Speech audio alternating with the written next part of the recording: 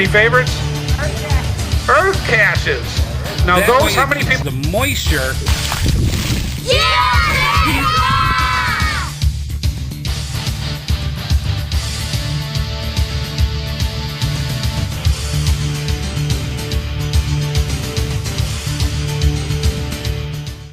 Well, hello and welcome to the GeoSnippits Studios here in Raleigh, North Carolina. I'm Andy Head Hard Hat Smith, and you're watching the GeoSnippits Videos Reboot. Now, we had a fantastic time just recently at Geo Woodstock 11 and was able to meet up with two of the prime stars when it comes into the geocaching community. And of course, we're talking about no other than Sunny and Sandy from the Podcacher podcast. We were so very excited to meet up with them, and we actually got to do an interview. Let's go and see that interview now. How long have you guys actually been doing the podcast? And where did you go to start with this? Okay, so it started off because I am just a geek. A geek gadget. A gadget. gearhead. A gadget. Yes. Yes. And so I'm not as geeky as him, though. Yeah, well, she won't admit to it. She won't admit to it, right? She wants to quit off a different face. Right. But honestly, I found out about RSS feeds and podcasts and the ability to do it. At the time, I was teaching part-time at a university, and I saw this as a great educational way for distributing information. And I thought, we can get our voices around the world. Let's try it. And I saw, the opportunity to do it for very little. I was listening to other podcasts at the time, and they were talking about how here we're doing it with very inexpensive equipment, and we're getting our voices around the world. And so I started listening to their formats, and I said, "Hey, honey, we ought to do a podcast. Let's just try it. It's kind of neat, And then she was the one who actually came up with the idea to do it about geocaching. And I said, "That's a great idea. We've heard from a lot of people. You got to do it about something you're passionate about, something you have some knowledge about, experience about." Absolutely. And so it was in 2005. Summer of 05. Summer of So 05. almost 8 years. Yeah, we decided, all right, we'll try it. And we really did start off with the inexpensive equipment with very little experience and knowledge, and we just jumped into it and started doing it. Literally, our first show, we were sitting on the couch, Yeah. passing a microphone back and forth. Right. So there's pauses, and we sound stilted. And Awful. Terrible. Yeah, my editing experience hadn't begun yet. We were using a microphone that didn't deal with dynamic range very well, and so we had to be careful. I mean, we had to modulate the sound with our own voices or the distance of the microphone. We had to do a lot that, as I grew in my audio experience, started realizing, okay, a compressor would help out here. Actually, our microphone would help out here. So we learned a lot along the way, but we were literally sitting on the sofa, on a couch, passing it back and forth and trying to figure out how to get the sound that we wanted. Okay, I have to ask this, and just because everybody, when you're in the media, you get asked the basic questions about how you do things. I've never heard anybody say this, so I'm going to put you right on the spot. How'd you guys meet? Oh, that's an interesting question. Okay. All right, so Was it out of cash? it's related. No. It's related. I'm going to try to condense this, and so you don't have a 2-hour-long podcast here. We've done that, so that's okay. Yeah. So I was speaking at some universities in Kazakhstan, and I was there with a team of 10 other people, and we were speaking on various topics, and mine was on educational technology. At that time, there were 2 other people on our team who the husband and wife team. The husband was her brother. Okay. And they both asked me, "Hey, Sonny, so you're single? Are you dating anyone?" I said, "No, not really." Oh, and you saw them do this.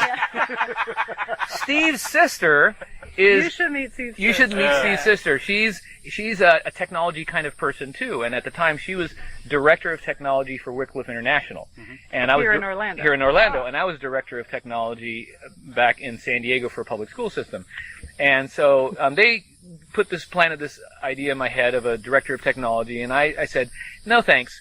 And so I said, "In Florida, we'll never date. We'll never see each other." So cut to a few months later, she is visiting out in San Diego in January of 2004. Right. And we met each other. Things just fell into place. He took me geocaching. The very first thing we did was we went with geocaching. my brother and sister-in-law and their whole family. Yes. And we all went out. Our first date was with my family. Geocaching. Went geocaching, and I'd never heard of it before. Well, I thought, this is pretty cool. Yeah. And he's not too bad. well, it was my comfort zone. Because he originally asked me, do I want to just come to dinner? Right. And I thought, okay, I'll be sitting across the table or maybe next to somebody, and this could be awkward, silence and all that. I thought, and you know how geocaching is, if things aren't working out, you just go walk over here. Right. And so, but it did work out. And time passes, and a few months later, I decide I want to propose to this lady. Wow. And so I worked with other friends of mine, and this was during the time of paper caching, not paperless yet, and I mocked up a fake geocache. And it was not published, but it had fake latitude and longitude. We went out and found it, and from her point of view, she thought it was just a normal day of geocaching. Sure, yeah. I thought, he had a whole bunch of sheets of paper. I thought I was kind of choosing where we were going and when. He had the whole timing thing, unknown to me. Oh, yeah. And he had his friends in place with binoculars and radios, and the guy Binoculars hiding and the ring. radios, This is long telescopic range cameras. He really. hid the ring when he Yeah. knew we were coming, and of course it wasn't a real cache, but a cache container. With 200 And, plastic rings in it. Yeah. Yeah. Wow. That's how he proposed. So at the time, the guy with the telescopic camera takes pictures of it. We have lots of pictures of this event. Sure. And I proposed to her. And so that's how it's all connected. So geocaching is very much intertwined. Even the forgery of the cache that we had, it's all... Which you couldn't do anymore these You can't do days. it anymore, we're thinking. Because No one prints out paper. Do you remember the name of the cache? Yes, we called it a Eureka. Because I discovered it, I found it, and so this is my treasure. Oh, that is so sweet. See, that's why I'm glad I asked. That is perfect. That is so cool. Now, See when you're proud of yourself. what did you trade? Yeah. yeah, there must have been some Oh, serious that's a good swag. question. Trade even, right? Well, see, I put in a diamond ring. Yeah. And you got the wife. There you go. Good trick. Good trick. That's awesome. Now, the other thing that I was curious about, among the million other things, Sean comes into the picture. Yes. Now, how did you come up with the idea of taking your baby and then putting it into the podcast? Because that is such a cool thing. It hits so many levels with people. You get the people that just are interested because it's cute with Sean, because he's adorable. Yeah. And the other factors of I always want to know what's going on next. I mean, I'm sitting there listening to when his first tooth came in, the first time he did his steps, the first time he started doing the announcements that came in. How did you adapt all that in?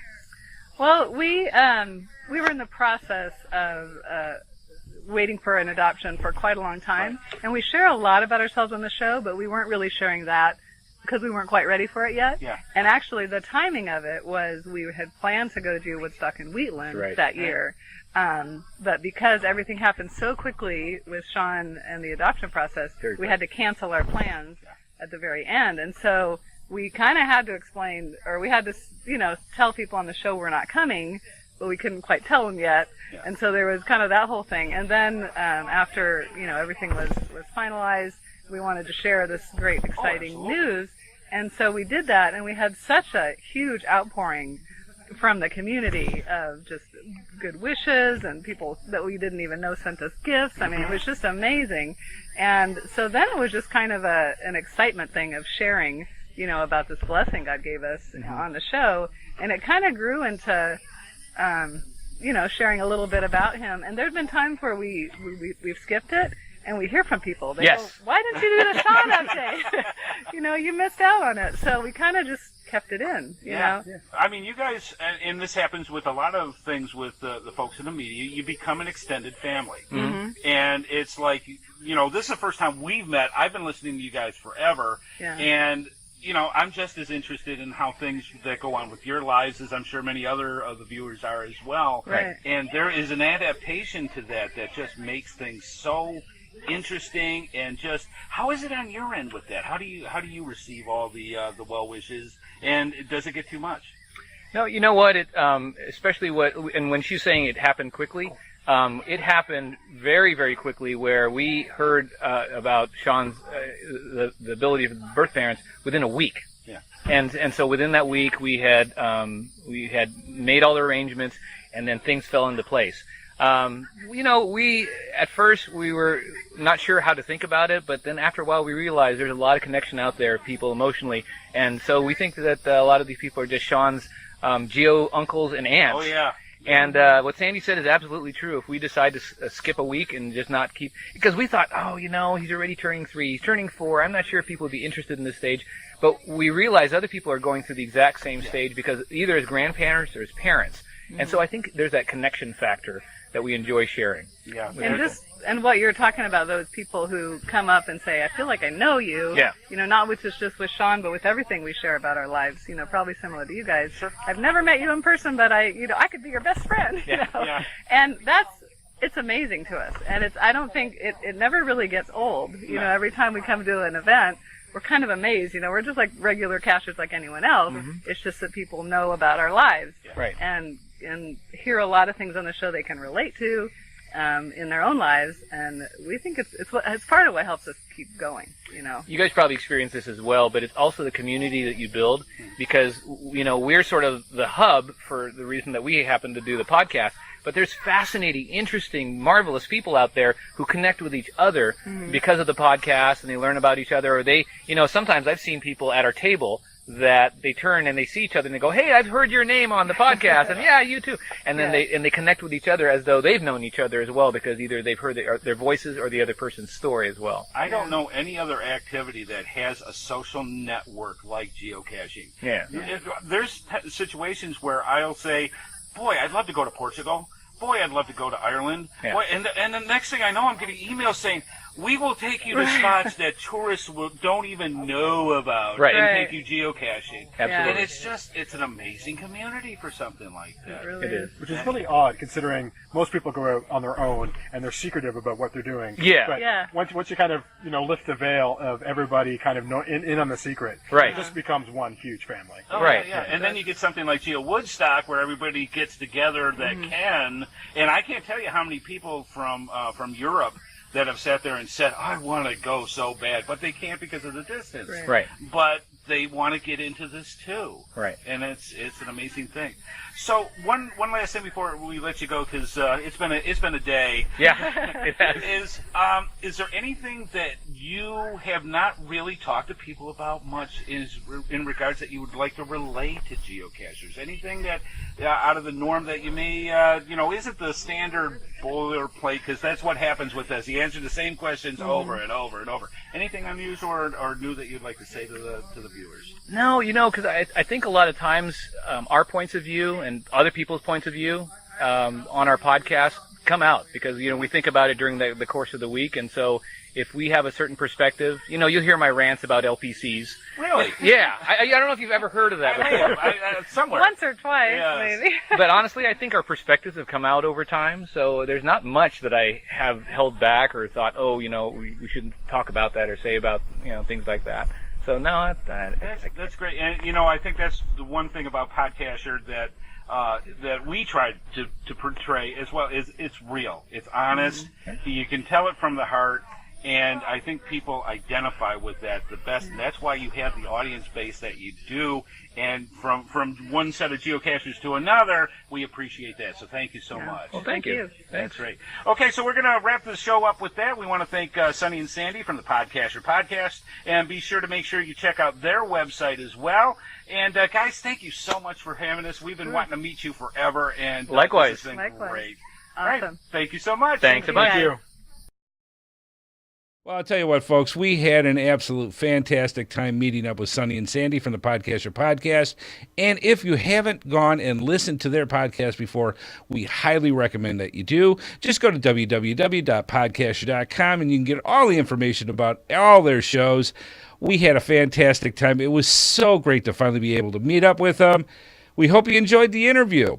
Well, this is Andy Head Hard Hat Smith here, coming to you live from the GeoSnippits studios.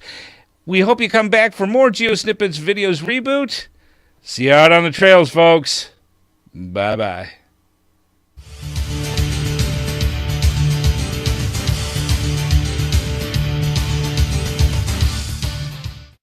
Used for different things. And I'm here. And you're here. And Dave's here. We're all here. Welcome to the GeoSnippits Reboot Podcast. All I can say is check everything. Don't take anything for granted when you go geocaching because you never know